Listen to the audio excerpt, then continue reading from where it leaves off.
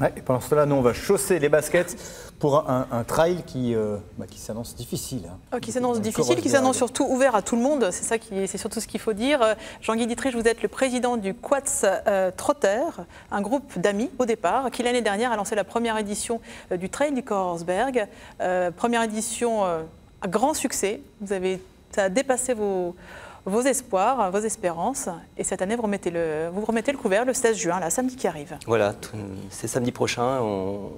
On ne pouvait pas s'arrêter en si bon chemin. On a lancé c'est une idée d'amis qui sont finalement des coureurs, des trotteurs, à partir de Quatsenheim, petit village niché à 15 minutes de Strasbourg. Et en allant courir de plus en plus loin, jusque vers l'antenne de Northeim, vous la connaissez certainement. Ça grimpe un peu quand même. Hein. Ça grimpe un peu, mais en même temps, c'est un trail que nous appelons découverte. Un trail court, donc c'est une formule que nous souhaitions volontairement accessible. C'est aussi parce que nous n'avons pas le relief pour faire le trail de montagne, mais c'est en fait une course passerelle qui permet à ceux qui courent sur la route, en général sur le bitume, de découvrir ce que c'est que la course sur les sentiers, et puis surtout avec 200 mètres de dénivelé positif sur un 16 km ou 400 mètres de dénivelé positif sur un 24 km, de battre la campagne et surtout d'avoir des paysages merveilleux sur la ligne bleue des Vosges ou alors sur la cathédrale de Strasbourg avec la plaine d'Alsace à ses pieds.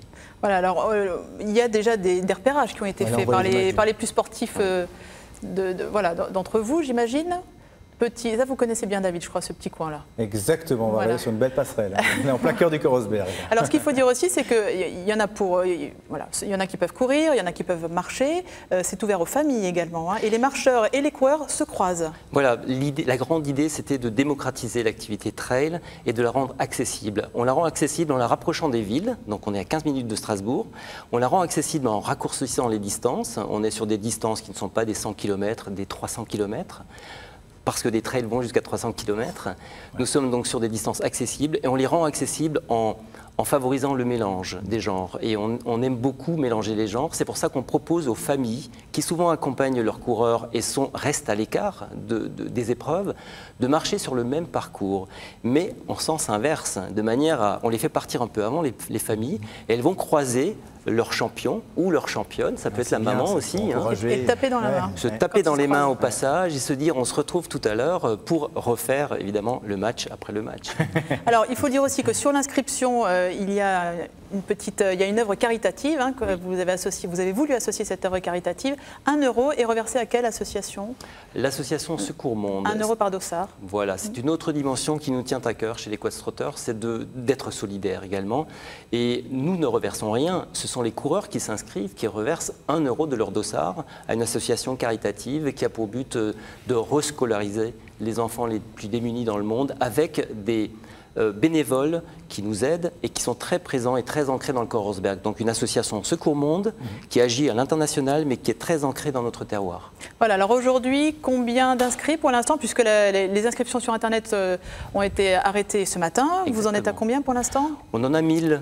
1000 quand même, augmentation de 100% par rapport aux prévisions, et on peut encore s'inscrire le jour même, c'est-à-dire samedi 16 juin, sur place à Quatsenheim. Voilà, il reste des places bien sûr, et nous sommes très heureux d'accueillir tous les coureurs sur le tard qui ont envie de nous rejoindre parce que la météo semble tout à fait favorable. Oui, ça devrait aller, on va croiser les doigts. Merci beaucoup en tout cas d'être passé. Et rendez-vous dans cette belle région de l'Alsace, allez découvrir le Korsberg évidemment. Pierre Lubasson, quand on regarde un petit peu tout ce que vous avez fait dans votre vie, vous avez écrit de nombreux ouvrages, dont un sur Guy Môquet. Oui. C'était en 2000 je crois. 99, ouais. Enfin, la première biographie. Ouais. C'est une histoire en plus, j'ai l'impression, très personnelle aussi, puisque votre papa, vous viviez, je crois, dans le même quartier. Non, je vous l'offrirai. Ouais. Vous verrez. C'est ma mère, surtout, qui est jeune fille de 15 ans, qui ramène les planches et les lettres sur lesquelles Guy Môquet et ses copains ont écrit leur dernière volonté. Donc c'est Esther qui ramène ses planches et ces lettres sont lues à la BBC, à Radio Londres. Ensuite, le général de Gaulle demande 1 minute de silence dans toutes les entreprises. C'est une affaire qui devient mondiale finalement. Et puis mon grand-père, le père d'Esther, était dans le camp, s'évadera avec Auguste Delaune. Vous parliez de Reims tout à l'heure. Il s'est évadé avec Auguste Delaune, qui a été, bien sûr, le stade porte son nom à Reims, qui sera lui repris et assassiné. Et mon grand-père sera déporté dans les camps de la mort. Mais oui, bien sûr, c'est un fil rouge familial. Mais c'était autre chose. Là aussi, c'était l'invisible. Guy Môquet, c'était un jeune homme fusillé à 17 ans, on connaissait peu en France. Et j'avais envie d'écrire à 40 ans, de rendre un peu hommage à ces gens de peu. Ma mère n'a jamais eu la Légion d'honneur, elle l'aurait mérité 1000 fois. Et c'est aussi l'une des raisons pour lesquelles j'avais écrit ce texte. Vous parlez de l'Aune, on a l'impression que les actes de résistance dans le monde sportif, c'est ça qui vous intéresse. Mais c'est un acte de résistance que oui. je viens de... Vous avez invité c'est un personnage formidable. C'est extraordinaire. Moins l'État en fait, alors que la chose publique devrait quand même. Le premier des rôles, c'est de privilégier l'éducation, enfin partager, aider les plus humbles. Bon, et ce sont des bénévoles ou des chercheurs qui inventent quelque chose formidable. Le partage, marcher et courir, et puis la famille, mais aussi la population dans sa diversité. Et puis à l'arrivée, aider ceux qui en ont besoin. Tendre la main à celui qui est dans... C'est ça, oui, un acte de résistance. C'est pas seulement la mémoire historique en tant que telle, c'est se dire que rien n'est jamais acquis dans la vie. Peut-être que mon expérience personnelle, j'ai été au bord peut-être de la délinquance enfant et qu'il a fallu que je découvre les arts et pour m'apercevoir que le beau existait et qu'il fallait travailler. Mais rien n'est jamais acquis. Je ne peux pas imaginer que la délinquance soit programmée pour un enfant. Je n'y crois pas. Je ne pense pas que la délinquance naisse dans les choux-fleurs. Comme les enfants dans les choux-fleurs. Et ce genre d'initiative montre que voilà, rien n'est jamais acquis. Alors, mon travail, oui, témoigne de ça, sans doute.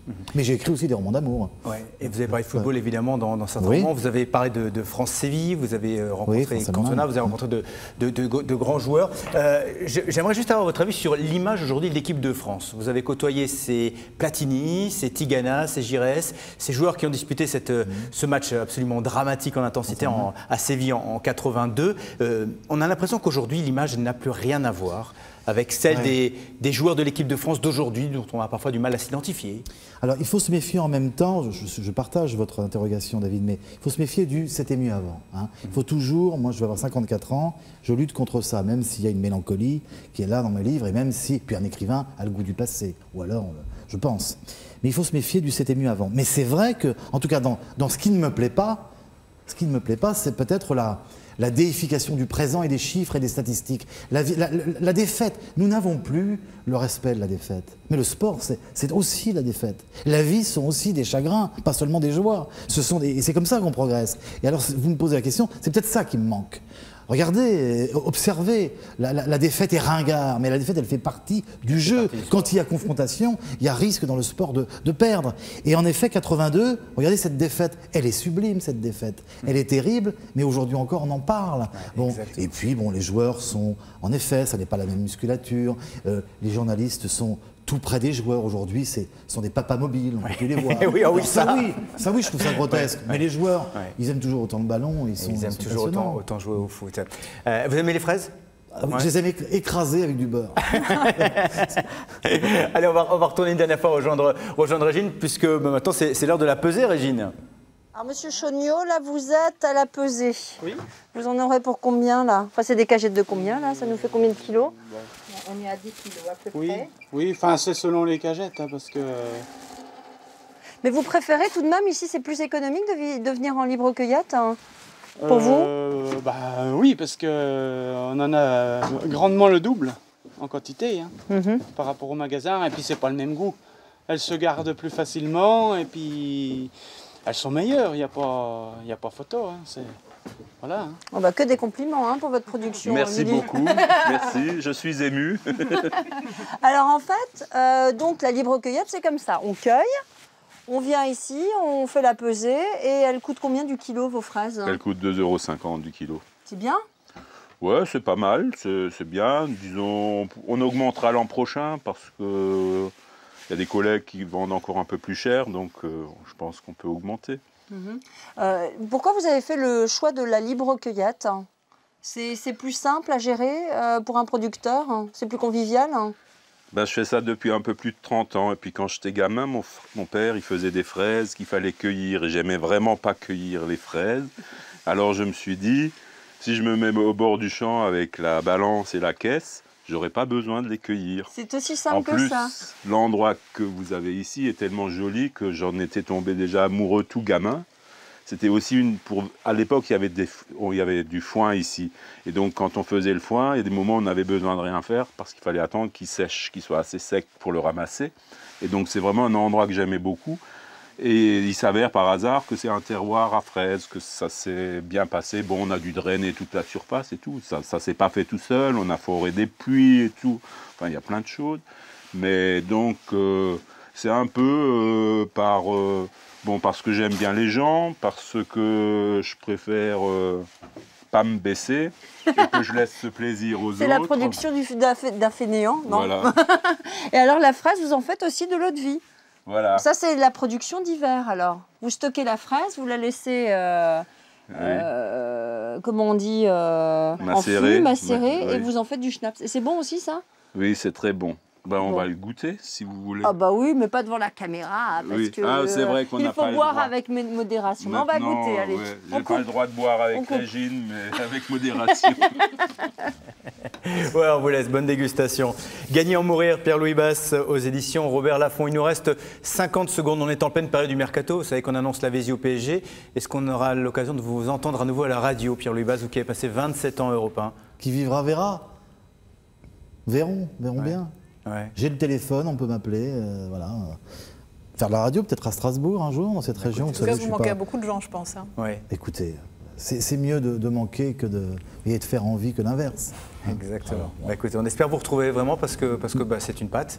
Sur Europe 1, en tout cas, c'était une patte. Merci à vous en tout cas chaleureusement. Voilà, c'était Bienvenue chez Basse, par exemple. Et puis pour tous ceux qui ont écouté le football sur Europe 1, qui est une radio beaucoup écoutée dans l'Est de la Oui, France. bien sûr, bien sûr. Merci. En tout cas, on se retrouve demain, 12h55, dernier rendez-vous de la semaine. On parlera du festival Strasbulle, festival européen de la BD qui aura lieu à Strasbourg. Rendez-vous donc à partir de 12h55. Merci à vous. Belle journée et bon appétit.